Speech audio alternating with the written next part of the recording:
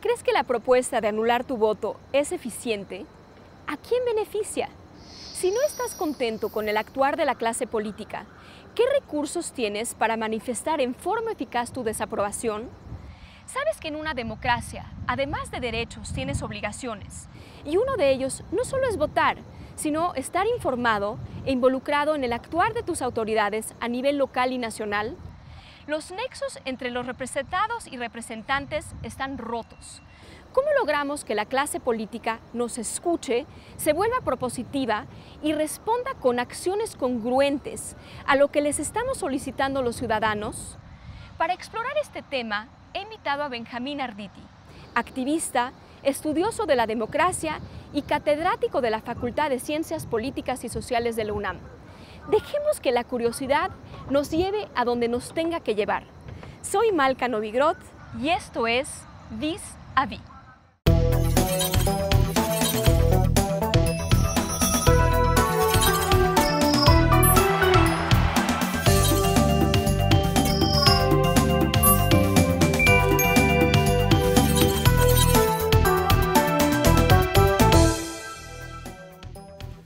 Benjamín, bienvenido a este programa, es un placer tenerte con nosotros. Muchas gracias. Benjamín, hay una crisis de la democracia que no solo se vive en México, se vive mundialmente, lo estamos viendo con partidos como en Grecia, como Syriza, en España con nuevos partidos, y hay un descontento. Al parecer la sinapsis entre el representado y el representante no está funcionando y no está corriendo la voz. Muchas personas en las urnas tienen la opción de ir a votar, pero muchas otras están planteando justamente anular su voto. ¿Qué piensas sobre esa propuesta? Si empiezo con el tema más general, que sería qué es lo que está pasando acerca de la democracia, la gente no es que esté infeliz con la democracia, sino que está decepcionada y cree que la democracia es electoral, pero no es solamente electoral. Claro. La gente está más interesada en el performance que están haciendo los partidos políticos y los gobiernos. Quieren las cosas habituales. Les prometen servicios, los quieren. Les prometen control a la corrupción y la impunidad y lo quieren, pero no están viendo eso. Y luego están las condiciones de vida. España, por ejemplo, que tiene uno de los movimientos de protesta más fuertes, y lo estamos viendo con las elecciones municipales y autonómicas, claro, donde Podemos se convirtió en tercera fuerza del país, que es en tan poco tiempo. Es un país que tiene 48% de desempleo juvenil. Eso es una barbaridad. Enorme. Es una barbaridad. Claro. Ahora, en México la gente no está contenta. Hay una serie de cosas que han estado ocurriendo, que son los escándalos que todos conocemos acerca de propiedades de políticos, acerca de la desaparición de los 43 estudiantes de Ayotzinapa. Todavía se espera una respuesta acerca de esto. Vemos cosas que llaman la atención, que revelan tal vez una preocupación de la clase política de ofrecer la suspensión de la evaluación de los maestros, que había sido una de las cosas que el gobierno consideraba más importante de las reformas. Justamente ese es un ejemplo claro de cómo la voz del ciudadano ordinario no está siendo escuchada en pro de otros intereses partidarios o de otra naturaleza. Un poco lo que estoy escuchando es que el ideal de la democracia y su práctica parecen ser dos conceptos completamente separados. Y para muchos la democracia dice poco si parece un concepto tan eterno y tan etéreo que si no es palpable, pues no tiene mucho sentido. Por eso muchos han planteado nulificar el voto. ¿Qué opinas? ¿Es una buena propuesta? ¿A quién beneficia? Los números parecen no dar y no indicar. Explícanos un poco más. Yo respeto mucho a la gente que está proponiendo el voto nulo. Es una manera de decir, como dijo uno de los que yo conozco, estaba diciendo, ya estoy cansado de votar por el candidato menos malo o menos mala. Esta vez quiero hacer que mi voz cuente diciendo no los quiero a ninguno de los que me han presentado. Es digna esa postura, pero me parece que es poco efectiva, dado que el sistema electoral mexicano funciona de una manera muy especial, que es, y me estoy basando en artículos que ha publicado la prensa, entre ellos el del comentarista Gerardo Esquivel, que estima que si hay 20% de votos anulados, lo que tiene que hacerse es distribuir el financiamiento del 100% del paquete, del PAI, de la torta electoral, y la manera como se va a calcular la distribución de las diputaciones plurinominales y el financiamiento de los partidos es si en el ejemplo hipotético fuera 80% el total restando a los independientes y a los nulos, hay que multiplicar por 1.25 para que el total dé 100. Lo cual significa que un partido político que saque 30% de los votos, al multiplicar por 1.25, se le da 37.5% de las diputaciones plurinominales y del financiamiento. Entonces, aquel que no vaya a votar, lo que va a estar haciendo realmente, o si va a votar nulo, lo que va a estar haciendo es contribuyendo a que los partidos que le han dejado disatisfecho continúen consiguiendo todo lo que quieren. Además, cualitativamente creo que debe de diferenciarse en algún momento aquellos que no van a votar físicamente y aquellos que van a votar físicamente para nulificar el voto. Exactamente. Eso no existe en nuestra legislación. Lo que va a contar para el cálculo del financiamiento de los partidos y de las plurinominales es quién fue a votar y quién anuló su voto. Claro. O quién votó en blanco. ¿Cómo hacer esa voz de castigo?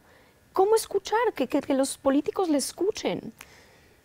Yo propondría que la gente piense en dos tiempos, corto plazo y mediano plazo. En el corto plazo, lo único que podemos hacer es control de daños.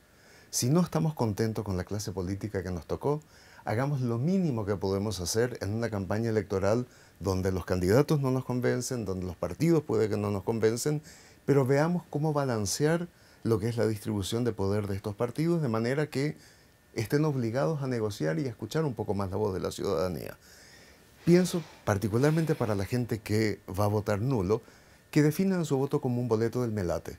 Las chances de que ese boleto gane un premio significativo puede ser 1 en 10, 1 en 15 millones. Pero, ¿qué pasa si sí funciona? Entonces, piensen, depositen su voto, no esperando de que van a ganar las mejores opciones, pero que depositen su voto pensando que por lo menos algo se está haciendo. Esto sería el corto plazo. Mediano plazo, me parece que hay que insistir a través de movilizaciones, a través de la formación de movimientos políticos nuevos, en cambiar la narrativa con la cual funciona la clase política mexicana. Esta narrativa es corrupción, impunidad y violencia. Y con eso tomamos un pequeño break y ahorita un pequeño corte y ahorita regresamos.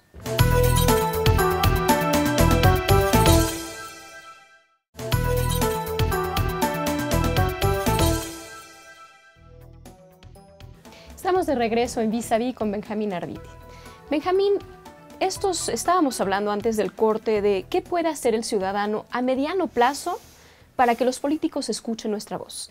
Y desde afuera, a veces las manifestaciones las vemos con un tanto de desconfianza, las vemos como cooptadas, en cierta manera. ¿Es así? ¿Qué impacto han tenido las manifestaciones? Bueno, tú has estado en Occupy Wall Street en Estados Unidos, pero también en muchas aquí. Entonces, ¿qué impacto han tenido estas manifestaciones en traducir esa voz del ciudadano hacia el político? Mira, es evidente de que una manifestación puede acarrear gente, eso ocurre en todos lados, pero en mi experiencia, las marchas en las cuales he participado acerca de los 43 compañeros desaparecidos en Ayotzinapa, la gente va voluntariamente. Tú te encuentras ahí, no planeas nada, tomas el metro y te vas a caminar, y simplemente para sentir que algo de tu vida tiene sentido en expresar con tu tiempo, con tu dedicación y con tu alegría, porque en estas marchas ha habido realmente alegría.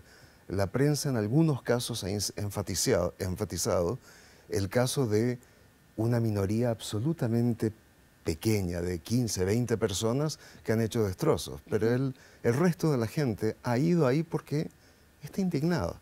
Y la gente tiene derecho a indignarse. Lo importante es no solamente indignarse, sino que salir a la calle y decirlo. Ahora, las democracias reconocen las marchas como formas de expresión de la voluntad popular. Las elecciones son cada 3 o 6 años. Correcto. Entonces necesitamos algún tipo de mecanismos como estos. Han ayudado para demostrar que la gente está un poco harta. Ahora, no estoy seguro si ese efecto de demostración ha entrado en las cabezas de la clase política que tiene que tomar decisiones. Ese era mi punto, justamente, ese era mi punto. Es decir, es cierto que tenemos que tener un ciudadano activado en los tiempos electorales, pero también un ciudadano que esté activado constantemente. Las marchas son eso, pero más allá del grito de descontento, ¿qué han producido? Tenemos marchas muy puntuales que al parecer en principio eran como que una manifestación y después fueron cooptadas. Esta 132, por ejemplo, que dejó mecanismos, ¿han sido utilizados por otras marchas o de plano salir a manifestarse no tiene mucho sentido? Mira, Yo Soy 132 fue una experiencia de aprendizaje extraordinaria que puso a México dentro de lo que sería un nuevo terreno de la comunicación distribuida y la política viral. Tienes que pensar que en 132 se dio por primera vez de una manera muy clara una integración de la capa de las calles con la capa digital de las redes sociales. Eso fue una innovación. 132 en sus 6-7 semanas de vida innovó a nivel de propuestas estéticas, innovó en términos de los cantos y consignas y rompió con el lenguaje que un poco más convencional que era la herencia de 1968. 132 son los herederos de 1968, pero recargados. Son reloaded en el sentido de que buscan una manera, tal vez no tan profesionalizada, de que la gente joven y gente de cualquier edad realmente exprese la política no necesariamente pasando a través de aparatos. Ayotzinapa aprendió de eso. Si bien en Ayotzinapa tú vas a encontrar en las marchas gente de grupos organizados, yo te diría que más de la mitad era gente que iba porque tenía ganas de estar ahí y decir algo. La pregunta ¿es eso suficiente? Claramente no. Okay. Pero nos da tal vez una esperanza de que algo ocurra. ¿Qué es lo que tiene de especial Podemos en España o Syriza en Grecia? Es una muy buena pregunta. Que no se trata de partidos o movimientos tradicionales que son un grupo de amigos que se juntan, que dicen las cosas no pueden continuar, hagamos un manifiesto, paguemos una inserción en la prensa y busquemos seguidores. Acá fue al revés. Fue movilizaciones en las calles que llevaron el 15M en España y las movilizaciones en contra de las políticas de austeridad en el 2007-2008 en Grecia. Lo que ocurrió fue un movimiento social que impulsó a gente a decir vamos a llevar esta fuerza del movimiento hacia adelante. Pero tuvo una segunda cosa. Uno de los dirigentes de Syriza le acusaron de haberse convertido su partido en un partido más dentro de la lógica electoral. Y dijo, no se confundan. Somos una formación política clásica en el sentido que aceptamos las reglas de la democracia electoral, pero somos diferentes porque nosotros le pedimos a nuestros seguidores que una vez que nos elijan, no se vayan a sus casas, que sigan saliendo a las plazas, que sigan saliendo a las calles, que hablen en las redes sociales para presionarnos para que nosotros cumplamos con lo que hemos prometido hacer, que nos apoyen. Si nosotros somos el resultado de esa movilización, necesitamos que esa movilización sea el viento que siga impulsando nuestras velas para poder seguir avanzando. Eso es lo que creemos que sería importante que se dé acá en México y creo que sería la mejor apuesta a mediano plazo después de las elecciones. Pero eso es lo que está sucediendo, se están truncando estos movimientos, empiezan como una voluntad popular, empiezan como lo que se llama en inglés un grassroots movement, que empiezan desde abajo. En este caso tuvieron dos vías, se constituyeron unos como partido político, que es la innovación, pero los otros parecen fallecer. ¿Qué hacer con la sociedad civil que se mantenga siempre involucrada? ¿Cómo lo logramos? Mira, nadie puede estar involucrado todo el tiempo. La gente tiene sus vidas, tiene sus estudios, tiene su trabajo, sus familias. Lo que uno quiere es que la gente piense, discute donde sea que esté. Pero hay una división de trabajo que se va a necesitar en algún momento. Si tú ves la experiencia de Occupy Wall Street, es una bella experiencia de una asamblea permanente, pero tú no puedes tener una vida de asamblea permanente. Ningún país lo aguanta, ninguna sociedad lo resiste. Lo que necesitamos es una combinación de distintos mecanismos. La belleza de la representación política es que permite una división del trabajo. El drama de la representación política es que lleva muchas veces a que se reproduzca una oligarquía que va saltando como los chapulines de un puesto a otro puesto y olvidándose de lo que siente la gente en la calle. Lo que nosotros queremos con las movilizaciones y con la apuesta de que algo puede armarse después de las elecciones es precisamente lo contrario, es tratar de que la gente que está ocupando estos puestos de representación popular tenga que escucharnos, que no sean sordos. La sordera es terrible en política. Vamos a un corte y regresamos.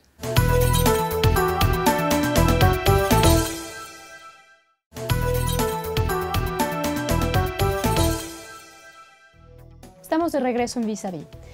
Justamente antes del corte estábamos hablando de esta voz que nos está permeando de los ciudadanos a la clase política. Parece ser que estos candidatos independientes que en teoría tienen más contacto con el pulso ciudadano, deberían de estar pasando esta voz del ciudadano al sistema. ¿Está funcionando eso o simplemente siguen sin escuchar lo que nosotros queremos? Las candidaturas independientes son un avance en la legislación electoral en América Latina y hay que reconocerlo, hay que aceptarlo. Son un avance porque permiten romper los candados que tienen los partidos políticos en la designación de candidatos. Pero no hay que pensar que las candidaturas independientes son una panacea, por varios motivos. El primero de ellos es que, ¿qué me garantiza a mí que un candidato independiente sea mejor que un candidato que ha sido nombrado por un partido político? No hay garantías. El hecho de que sea independiente no lo hace necesariamente mejor. La segunda cosa es que un candidato o candidata independiente compite en desigualdad de condiciones con los partidos políticos. No tiene recursos, no tiene una organización detrás de ellos para hacerle la talacha de organizar eventos, movilizarse. Entonces, su capacidad de incidir a nivel nacional es un poco más limitada, a menos que haya intereses detrás de ellos. Por ejemplo, la candidatura semi-independiente de Fujimori en Perú en 1990. Fujimori era un candidato, un outsider, un tipo de afuera de la política. Y mucha gente lo apoyó porque no estaba contaminado por las taras de la clase política peruana. Pero una vez que llegó, a los 3 meses da un golpe de Estado institucional con el apoyo del ejército para reformular la Constitución, establecer una política económica que era lo contrario que había colocado en su programa y gobernar con mano dura. Entonces, hay que aceptar de que las candidaturas independientes amplían el horizonte de posibilidades, pero de por sí no son garantía de que tendremos una democracia de mejor calidad. Claro, se discute mucho acerca de estos grandes problemas lineales que tenemos y adolecemos en México. Pero la verdad es que pocos recogen los comos y sobre todo pocos recogen o ven esta gran pobreza que existe en México y hacen caso de ella. Parece haber un gran despilfarro de recursos en muchos sentidos. Tanto por los partidos, tenemos, ¿sabes?, 5.082 billones de pesos que se reparten a los partidos. Yo quisiera, y la democracia no parece estar mejorando. Es decir, no deberíamos de tener una discusión de cómo utilizar mejor esos recursos y acotar estos despilfarros. Sí, totalmente. Y financiamiento de partidos políticos, esa es otra. Mira, financiamiento público de los partidos políticos es un avance innegable. Por lo menos es una manera de tratar de controlar poderes ocultos que estén detrás de las campañas electorales. El dinero privado no es necesariamente bueno. El problema es de que la manera como ha estado funcionando el financiamiento público de los partidos es reproduciendo una oligarquía partidista que está recibiendo cantidades que en un país que realmente, digámoslo, México es un país del tercer mundo, podrá tener un Producto Interno Bruto grande, pero su distribución del ingreso es extraordinariamente desigual. Tiene uno de los peores índices de Gini, que es el índice que mide la desigualdad, de toda la OCDE, además que tiene uno de los peores sistemas educativos de todas las OCDE. Entonces, ver de que el país está creciendo, que tiene una producción petrolera extraordinaria, ¿qué le dice al ciudadano de a pie cuando está ganando 2.000 pesos? 2.000 pesos, trate a alguien de vivir con 2.000 pesos durante un mes y piense cómo puede ir al cine, cómo puede pagar el transporte, cómo puede pagar comida, cómo puede pagar la educación de sus hijos. Entonces, hay una desigualdad tan grande y necesitamos que repensemos cómo es el pago que se hace a los funcionarios. El CIDE hizo una investigación hace cerca de 10 años acerca de los salarios de mandos medios y altos de la Administración Central de México y descubrió que era uno de los mejores pagados del mundo. El argumento era que eso reduciría la corrupción, pero si uno ve los índices de transparencia internacional, México no aparece muy bien parado en términos de la corrupción. Entonces, ¿qué pediría yo en una época de austeridad?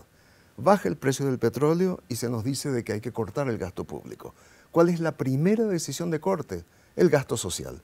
¿Por qué tiene que ser esto en un país tan desigual como México? ¿Por qué no hacer algo como, por ejemplo, la candidata Ada Colau, que acaba de ganar la alcaldía de Barcelona, que toma como decisión bajar su sueldo, bajar el sueldo de los empleados de confianza, reducir el número de empleados de confianza y reducir el uso de los autos públicos? ¿Por qué nuestro gobierno no es capaz de aceptar, el país está pasando por problemas, seamos austeros. No vayamos a una visita de Estado al Reino Unido con 200 personas. Tomemos una delegación más pequeña. No entreguemos autos, una flota nueva de autos de último modelo a nuestros directivos de primer orden, que serían subsecretarios, secretarios, miembros del Banco de México y compañía.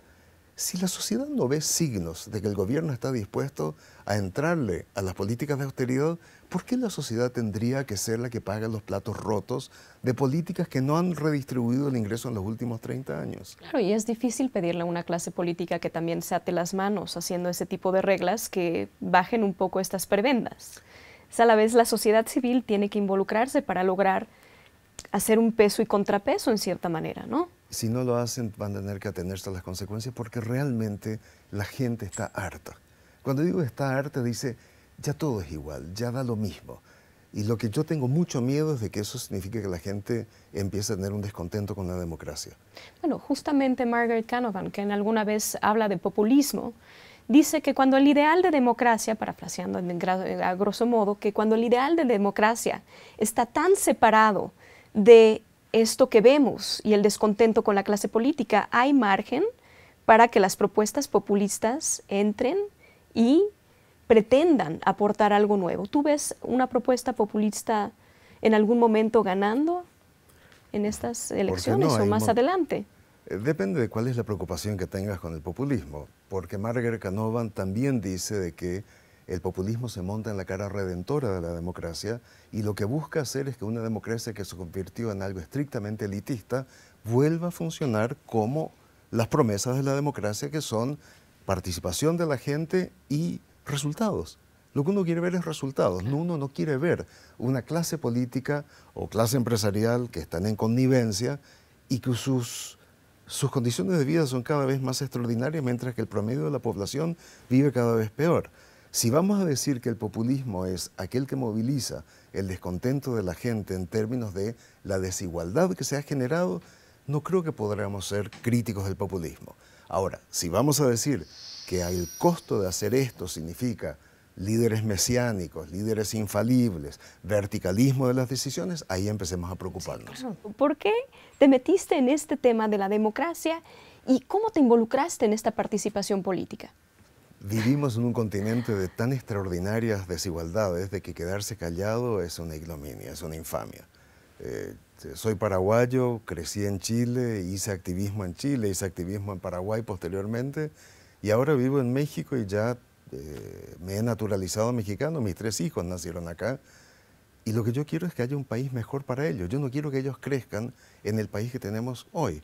Yo quiero que crezcan en un país que sea más igualitario, más solidario, donde haya menos corrupción y yo no tenga que estar preocupado a las 3 de la mañana cuando hijos adolescentes vuelvan de una fiesta, si van a llegar o no van a llegar por haber sido asaltados, por haber sido baleados o por haber sido acuchillados.